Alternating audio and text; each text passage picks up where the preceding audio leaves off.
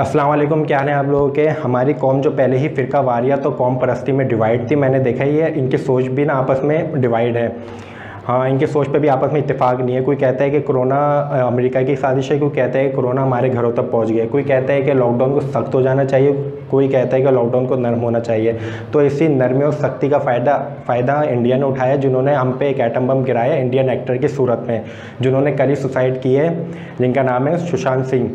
हाँ, तो इस पे भी हमारी कौम के ना दो ग्रुप बन गए। एक ग्रुप वो है जो इंसानियत के तौर पे हमदर्दी करने पे भी हमें बुरा भला कह रहा है। वो कह रहा है कि यार ये एक हराम है, वो एक मुशरिक था, वो एक नॉन मुस्लिम था, आप उसने ख़ुदकुशी की है तो आप उस पर अफसोस का इजहार भी नहीं कर सकते।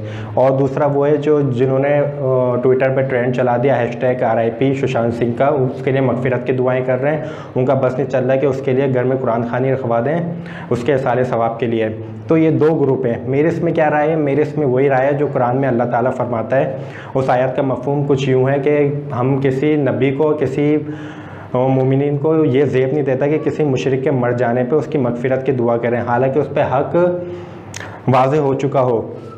तो हाँ, मगफिरत की दुआ तो बिल्कुल भी नहीं कर रहे और ना करेंगे। बस ये मैं आपको ये समझाना चाहूँगा कि अगर आप आप कराची में रहते हो, आप टीवी खोलो, वहाँ पे ब्रेकिंग न्यूज़ चली हो कि पेशावर में एक इमाम साहब करंट लगने से इंतकाल फरमा गए, तो आपको इतना दुख नहीं होगा। लेकिन अगर एक कोई गैर मुस्लिम है, आपका दोस्त है, आप उसके साथ उठते बैठते हो, खाते पीते हो, घूमने जाते हो, और आपको पता चले कि उसने यार सुसाइड कर लिया, तो आपको एक दुख होगा, क्योंकि उस और इमाम साहब से ज़्यादा दुख होगा, क्योंकि आपके उस नॉन मुस्लिम दोस्त के साथ एक अटैचमेंट थी। तो ये जो एक्टर हैं इंडिया के, उनकी भी कुछ फिल्में थी, किसी को उनसे कोई अटैचमेंट हो गई होगी तो किसी को अफसोस होगा, तो अफसोस करें, लेकिन अफसोस में ज़्यादा आगे भी ना बढ़ें।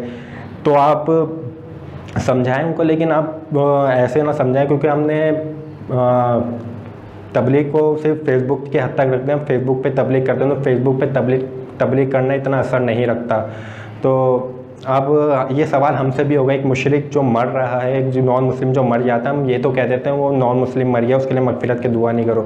लेकिन ये सवाल उससे भी होने कि वो मुशरिक क्यों मरा है, सवाल हमसे भी होने कि वो मुशरिक क्यों मरा।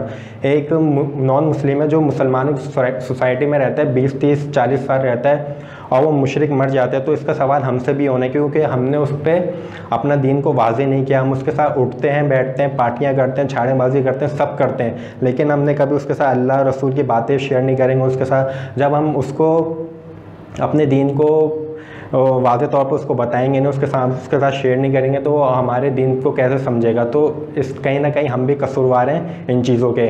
तो हमें भी इस चीज़ को समझना पड़ेगा। हम कि कोई मुशरिक मर रहा है तो वो क्यों मर रहा है, हमें अपने पे लेके सोचना पड़ेगा।